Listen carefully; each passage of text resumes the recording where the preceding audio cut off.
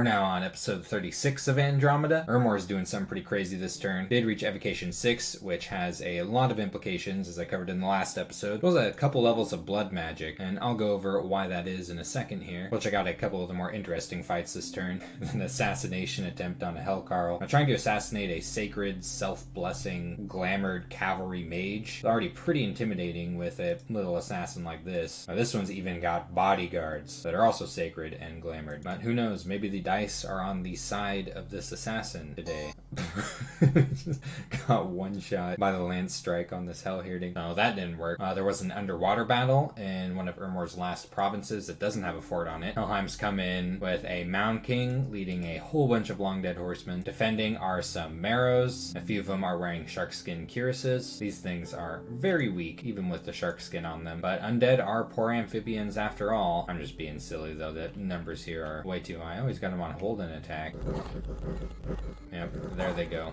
Probably just keeping them in the back as siege chaff. I would explain the hold and attack command when they're combined with another army. And I didn't lose a single horseman to that. There's just a Van Jarl rating 1 PD and a Great Hawk. And Ermor doing a couple of pings, killing one of Helheim's scouts. So here's that interesting move I was talking about. Ermor is picking up all of his stuff and is leaving. Looks like he is just about done with his capital. Where he's going, I'm not sure. He's got a decently sized army here. It is scripted very carefully. Look at all those mages. Definitely going to be a big nasty thing for Helheim to deal with. I got a feeling that this might be headed toward Helheim's capital, but we'll have to wait and see. Now the blood magic is explained by his gray one of his pretenders that has path and blood. This allows her to enter communions through Sabbath Master, which will get personal regeneration into the communion, and reinvigoration, which wipes fatigue. It's going to make the communion a lot more efficient and last a lot longer. It'll definitely be pretty exciting to see this thing engage with Helheim. Helheim's going to have to take care of this sometime, somehow. I imagine he won't be focusing on it though until he's taken care of the 2 forts over here. Maybe the one at Pantocrator's Bounty. Russ is going to have to move fast if he wants this. Yeah, Ermor's picking up almost all of his gems and is on the road. Caleb actually casted Raven Feast a couple of times. I didn't notice this, and he managed to get 7 death gems out of it. It's not a super efficient casting of Raven Feast, but you know, he's getting death gems that he needs out of his air gems. 3 magic sites with 1 mage. Boiling Bog, Mercury Pond, and Lantern Fens. That's 2 fire gems and 3 water gems between these 3 sites. So many fire gems for being Caleb. A lot of water gems now too all of a sudden. Definitely welcome in this water abundant game. Looks like he fought the pig again. Maybe this happened on that turn that I had to play forward. See how much damage it manages to do here.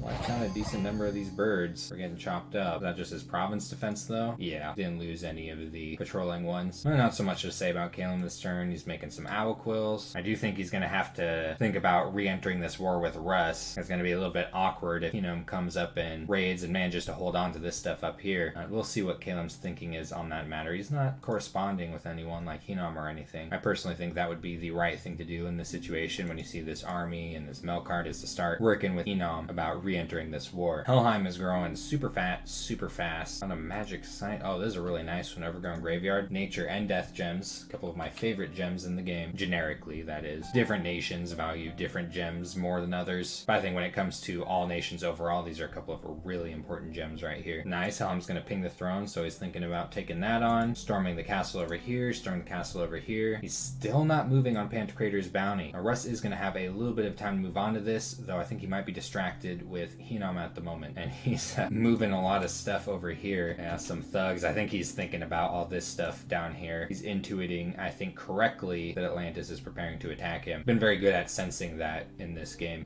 He is taking out Atlantis's province that he took from Rilia over here. Just got a Van Jarl with his typical Dancing Trident and Burning Pearl. Not much PD. We'll check its script.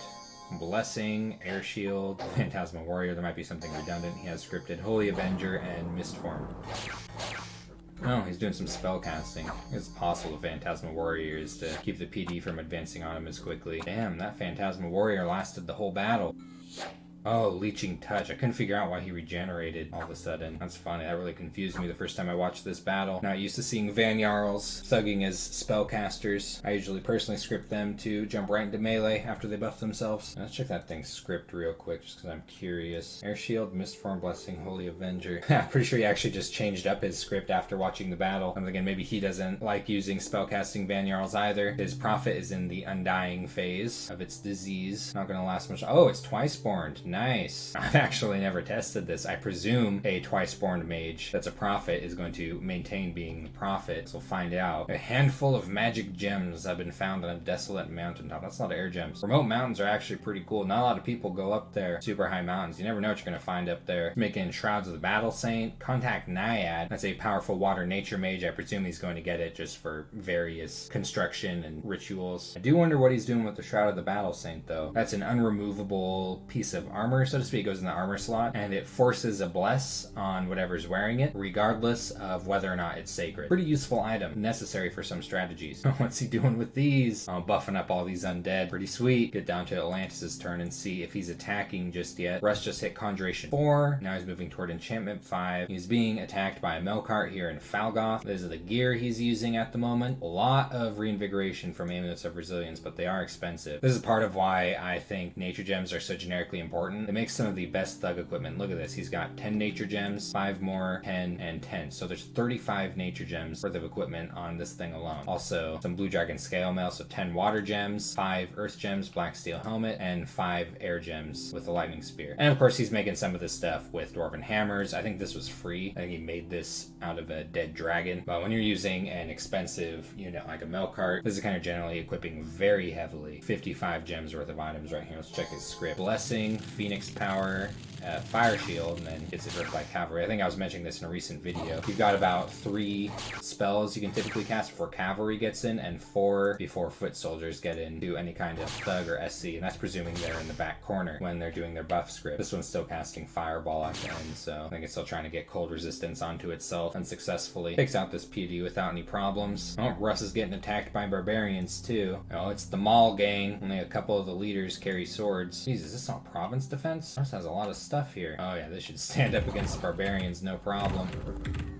Dang. Oh, it took quite a bit to get them to rout. Ah, wow, he just has a whole bunch of province defense here at Midland. Alrighty then. Alright, so Russ is moving forward here with, I think, the larger part of his army. How much combustion casting from the Scepters of Authority. Such a cool item. Still muscling out a few of these provinces on his border. Not moving on to this. I think this is a huge mistake. Still might have a turn to do so without bumping into Helheim. Yeah, pretty interesting use of a Shroud here. Getting onto a Russian Priest. I don't know why he's done this. It's because this thing can just bless itself. Maybe I'm missing something. He's continuing to make them too. Man, it looks like he's trying to intercept the Melkart here. So we may see a pretty risky fight for a Melkart if that is where in fact it's moving. We'll find out in a moment here if we're about to see a really big fight. Let's see. Nope. Hinam is moving all of his stuff down here. A whole lot of nature gems. Looks like he hasn't finished scripting this. I don't think he's anticipating a battle here, which, you know, makes sense as Russ doesn't have anything to move there quite yet. But we are going to see this Melkart fight a whole bunch of sacred units here in Bayon Kish. That will at least be interesting. Oh, this thing isn't even trying to cast cold resistance anymore. It's just has it on cast a spell. Pretty far forward too. Kind of unusual as it's not going to be able to get as many spells off, especially against swiftness bears. Could be a little bit risky. He's also moving the prettier Melkart of the two down to Dragon Scale Mountains, try and reclaim this from the barbarian horde that attacked. It looks like he's finally picking up some of these doggos with a Mound King. Maybe thinking about moving them somewhere more useful. He's getting some frost brands going. Endless bags of wine. This is important for moving around large armies. Oh, I wonder actually. Yeah, he's running into some starvation issues. That might be why he's moving. Yep, these have supply bonuses. So maybe that's why he's bringing down all these nature mages. I forget about bringing bags of wine along myself a lot of the time. I'm doing a big invasion like this. Boots of the Messenger. Looks like he's getting ready to get another thug going. Let's see how his sight searching went this turn. Oh, here's 2 with 1 casting of Auspex. Oh, this one boosts air rituals. That might actually be relevant for a couple of things. Oh, dang, that's a really good magic sight. 2 air gems and 2 death gems. Worth the misfortune, I think. And let's see, a Starlit Pond here where his army is heading. And that's all for magic sights this turn. Oh, Yamnahar is a hero now. Higher precision. Okay. I mean, I guess that might come into play when he's throwing fireballs with his 4th spell here, but definitely not the best heroic ability you'd want on a Melkart. The enormous strength, I think, is quite a lot cooler. He'll be hitting Alteration 7 next turn. You know, that might be why he's waiting a second on this army here. He's going to get some pretty fancy spells once he hits Alt 7. You know what he really needs down here? A little group of Crystal Sorceresses to communion up for casting things like Fog Warriors. Atlantis and Calum are still exchanging tons and tons of gems. Calum is trying to support Atlantis in a fight against against Helheim. It's the idea behind these water gems here. You got a casting of Sea King's Court. This is what you're getting from it if you've never seen it before. A big old water 3 troll. This has 25% regeneration underwater and 15% above the water. Can give units water breathing and is a gem generator. So this produces 1 water gem a turn. How long is it going to take to pay itself off here? 55 turns. You know, I mean, if you cast it early on, it will eventually become free. Well, one thing about trolls though is they do cost upkeep, so that is something to consider. They're not exactly free like a lot of other things that you summon. The units cost upkeep too and also have pretty high regeneration, 20%. These ones have some armor. These are actually really solid units right here. You don't get that many of the big armor ones though. But he's not attacking Helheim this turn. Maybe consolidating these forces first, getting another water 3 mage here. Check out one of these battles here. They're all just raids against small amounts of PD and slave princes. This one though, at the very least, has really his profit, freshly profitized. Here comes the water elemental.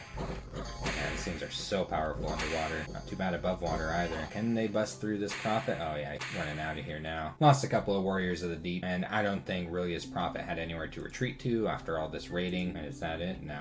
I guess this battle's potentially. PD fought too, just about the last though. Wow, look at that. That was really close. Man, he almost lost all his core. Yeah, that could have gone either way there. A couple of really good luck events this turn. This one came with 200 gold, thieving from the thieves. And this one just looks like maybe some grave goods. That's a really big pile of gold right there. Bunch of gems and a vine bow. It's actually kind of a neat item. I usually don't make these because they cost nature gems. I usually want to do other things with nature gems. Pretty cool. They do entangle things, kind of like a vine shield. What I like to do with bows and crossbows and things like that is pass them off to mages that don't have anything important to do off script, or just commanders that just won't do anything otherwise. But they're a really good way to keep communion masters from spamming a bunch of off script stuff and fatiguing your communion slaves when you don't want them to spam stuff off script. Oh, he's bringing in a monster fish! That is so cool. I can't wait to see that thing. Can't bring it onto land, at least very easily. You have to like gift of reason it and give it an amulet of the fish, but really cool unit. I'll be excited to see it. Doing a little force up here. I wonder why. Maybe just site searching. I haven't seen him do a lot of that yet. Maybe just for some security up here after losing this province to Helheim. Something I have a feeling that Atlantis is going to be very affronted by, just judging from his actions so far in this game. Really does not have a whole lot going on now. Single fort under siege, not quite alone, still has a blood slave, but at this point he's just spectating. It's been turn 37 of Andromeda. Urmor's on the move with his everything. Got an interesting fight coming up. Melkart versus some Russian Sacreds. I'm imagining Atlantis is going to make a move at any moment here. We will find out more in the next episode.